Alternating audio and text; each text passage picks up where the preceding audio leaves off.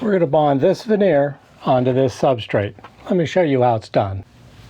Just a quick review. I'm trying to make the lid for this new box. It's going to be the same. I'm going to be veneering a similar part as you've seen in this particular box. It's recessed into the lid. I'm wanting to laminate these yellow and blue veneer onto this piece of plywood and have the join line show up as be centered on the blue line here I've drawn. So this will be the visual or the visual interest piece of the box. To make handling the veneer prior to bonding in the veneer press, I want to actually cut the veneer to its basic size or a rough size. I'm just using white chalk to give me a rough outline of how much veneer I want to have as excess. And also I want to make sure that I have enough that that join line is actually going to be, again, lined up on the center of that. The join line is going to show up on the center of this box. So this is going to be the main visual interest of the face side. So in the case of a face side, is the side that the project that you see. It's real simple to cut. Safety razor blade, straight edge.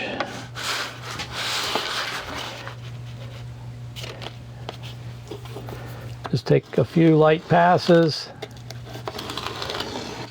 There, I already severed the wood fibers there.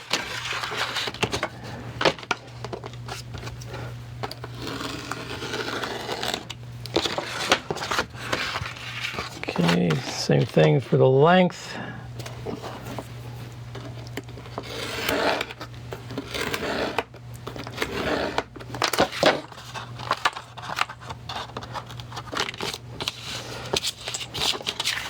Trim that off a little bit to make the video a little bit shorter.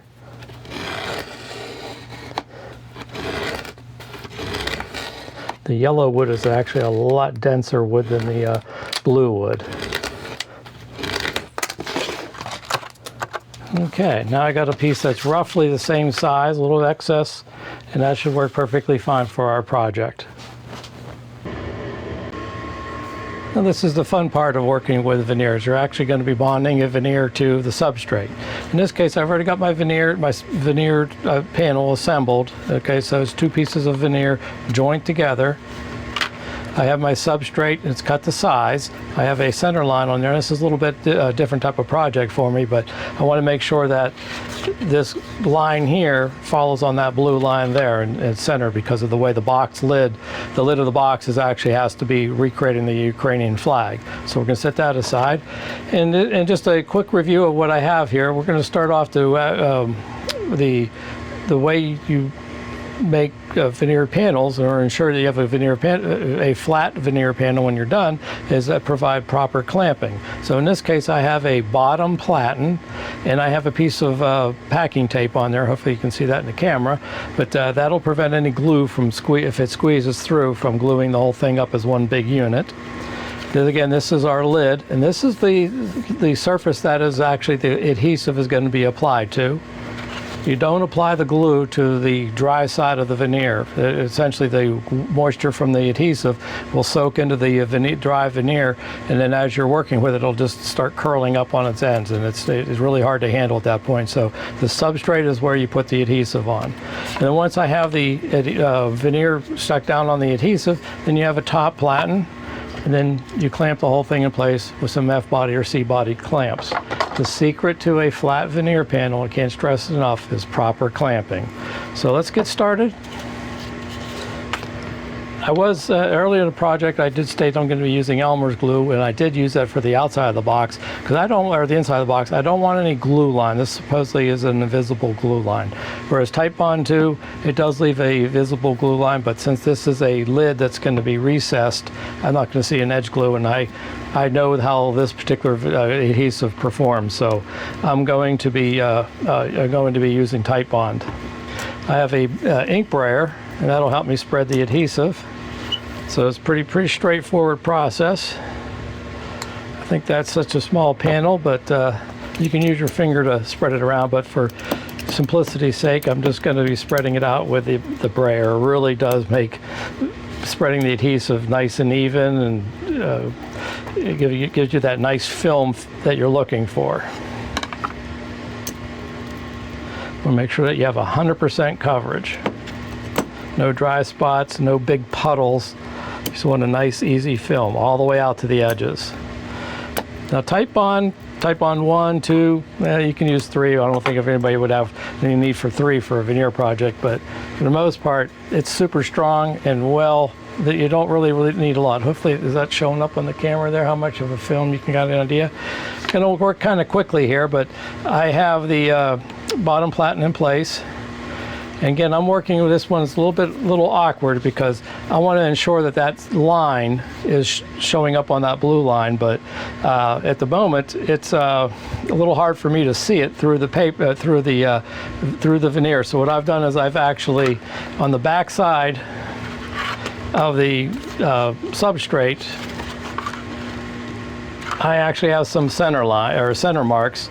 You know, it'll make sense here in a second, but I'm aligning these little pencil marks with that blue line so I can actually see it when the lid is actually centered in there. So that mark and that mark are centered on that the blue and yellow line. So now I have the veneer in place with the adhesive, the lid and the substrate all together.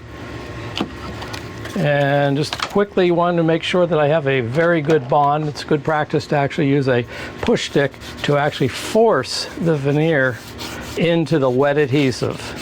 This way you won't have any dry spots or poor adhesion in certain areas.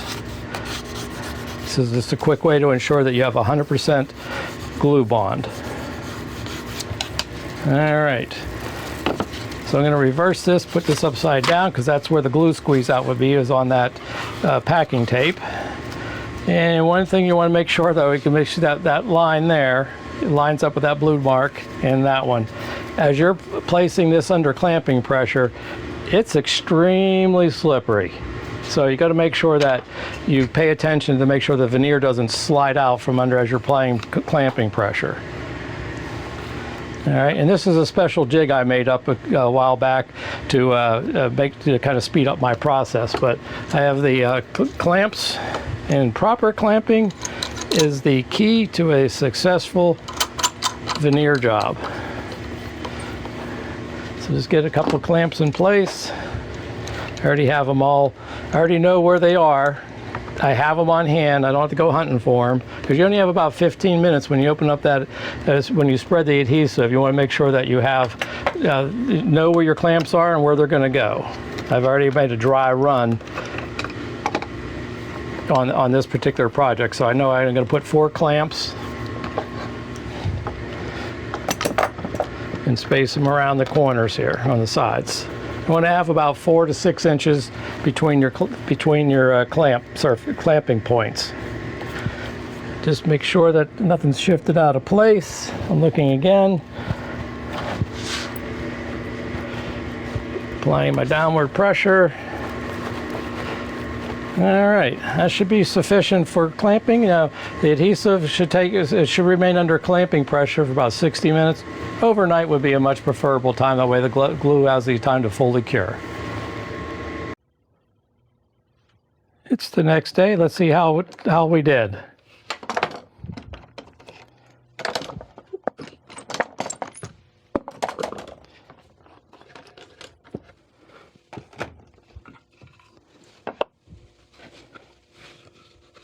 It didn't stick, and let's see what we got. Well, it looks pretty flat to me. That's what I'm looking for. Looks like it just slightly moved away from that center line, and yeah, there. So that's acceptable though. But now it's time to trim the excess. Oh.